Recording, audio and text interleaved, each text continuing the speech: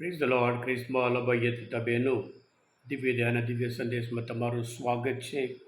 આ સંદેશ સાંભળ્યા તમારા સૌ માટે, તમારા કુટુંબ માટે વિશે પ્રાર્થના કરું છું.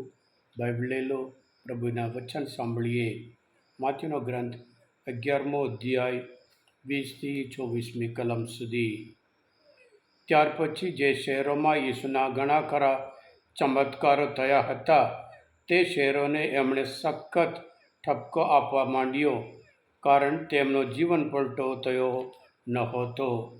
તેમણે કહ્યું, અરે રે કોરોઝન, અરે રે બેથસૈદા, તમારે ત્યાં જે ચમત્કારો થયા હોત તો તૂર અને સીદોનના થયા હોત, તો તે શહેરોએ ક્યારને સોગ્યા કપડાં પહેરીને અને રાખ છોડીને જીવન પલટો કર્યો હોત. હું તમને કહું છું, કયામતને દિવસે તૂર અને સીદોનની દશા તમારા કરતાં બહેતર હશે. અરે ઓ કપરનાઉમ, તને શું આસમાનમાં ચડાવવામાં આવશે? ના, તું તો પાતાળમાં પટકાશે. કારણ તારે ત્યાં જે ચમત્કાર થયા તે જો સદોમમાં થયા હોત તો તે આજે પણ ઊભું હોત. પણ હું તને કહું છું, કયામતને દિવસે તારા કરતાં સદોમના પ્રદેશની દશા સારી હશે. આ પ્રભુની વાણી છે, તે આપણો આધાર છે. ખ્રિસ્મોલ ભાઈ બહેનો, નવાઈ લાગે છે. પ્રભુ ઈસુ સખત શબ્દોમાં ઠપકો આપે છે. દુશ્મનો ઉપર પ્રેમ, દુશ્મનો માટે ક્ષમા એ પ્રભુના આદેશ છે, ઉપદેશ છે. એટલે આ બતાવે છે આ શહેરો પ્રત્યે પ્રભુ ઈસુને કેટલો બધો પ્રેમ હતો, કેટલી બધી લાગણી હતી, ભાવના હતી, અને સાથે સાથે દુઃખ હતું. ખ્રિસ્મોલ ભાઈ બહેનો, જેને ઘણું આપ્યું હશે તેની પાસેથી ઘણાની અપેક્ષા રાખવામાં આવે છે, અને જેને ઘણું સોંપ્યું હશે તેની પાસે ઘણું માગવામાં આવે છે. આ શહેરોમાં પ્રભુ ઈસુ ઈશ્વરના રાજ્યનો સંદેશ પ્રચાર કર્યો અને પુષ્કળ ચમત્કાર કર્યા હતા. સંદેશ સાંભળ્યા, ચમત્કાર જોયા, તો પણ એમના જીવનમાં હૃદય પલટો નથી. કફરનાઉમ કેટલા બધા પ્રભુ ઈસુના જે મિનિસ્ટ્રીના કેન્દ્ર હતું ને ઘણા બધા ચમત્કાર કર્યા હતા.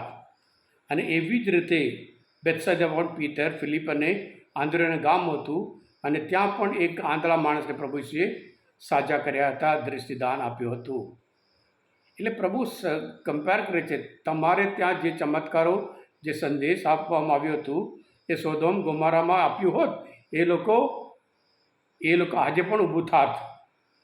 એમ કરીને પ્રભુ ઈસુ એમની વેદના વ્યક્ત કરે છે. પ્રભુની ઈચ્છા નથી આ બધા શહેરો નાશ પામે. પ્રભુ ઈસુની ઈચ્છા એ છે તેઓ હૃદય પલટો કરે. ખ્રિસ્મોલ ભાઈ બહેનો, એ જ રીતે આજે પણ આપણામાં ઘણા માટે જે ખ્રિસ્ત કુટુંબમાં એમને જન્મ થયા હોય, આપણને સ્નાનસ્કાર મળ્યા છે, પ્રભુ ઈસુનો સંદેશ મળ્યા છે, કેટેકિઝમ ક્લાસ મળ્યા છે, બાઇબલ ક્લાસ મળ્યા છે, ઘણા બધા જાત જાતના રિટ્રીટ રાખવામાં આવે છે, બોધ આપવામાં આવે છે. આ બધું થયા પછી પણ જો આપણામાં, આપણા કુટુંબમાં, આપણા સંતાનોમાં હૃદય પલટો ના હોય, પ્રભુ જે અપેક્ષા રાખે એ પ્રમાણે ના હોય, તો પ્રભુ ઈસુ આ શબ્દ આપણા પ્રત્યે પણ કહે છે, દુઃખ વ્યક્ત કરે છે, વેદના વ્યક્ત કરે છે કે આપણે નાશ ના પામીએ. એ જ પ્રભુની ઈચ્છા છે. એટલે આપણને પણ પ્રભુ ઈસુ જેટલો આશીર્વાદ આપ્યા હોય એ પ્રમાણે વધારે અપેક્ષા રાખે છે. જો આપણને લાગે છે આપણે ઘણા બધા કબૂલ કરીએ છીએ, ઈશ્વરનો આશીર્વાદ અમારા જીવનમાં પુષ્કળ છે, જો ઈશ્વર આપણા જીવનમાં પુષ્કળ આશીર્વાદ વરસાવ્યા હોય તો પછી એ પ્રમાણે અપેક્ષા રાખે છે. અપેક્ષા એટલી રાખે છે કે હૃદય પલટો, જેથી કરી આપણે શાશ્વત હૃદય પલટો કર્યા વગર શાશ્વત જીવનમાં આપણે પ્રવેશ કરી શકીએ જ નહીં.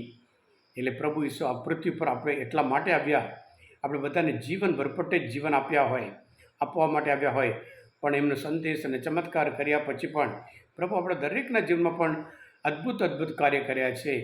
એટલે પ્રભુ આપણે પાસેથી પણ અપેક્ષા રાખે છે કે આપણે આપણા પાપોની કબૂલ કરીએ અને પાપો વ્યક્ત કરીએ અને પ્રાયશ્ચિત કરીએ, અને જેથી કરી આપણે જે પ્રભુ જીવન ભરપટે જીવન આપવા માટે હતા એ શાશ્વત જીવન આપણે ચોક્કસ અપનાવીએ.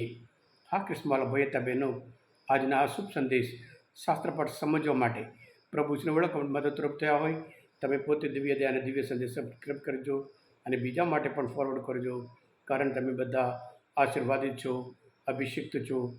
પ્રભુ ઈસુ, હું તમારામાં વિશ્વાસ રાખું છું. બોલો દિવ્ય દયાનો જય. God bless you all.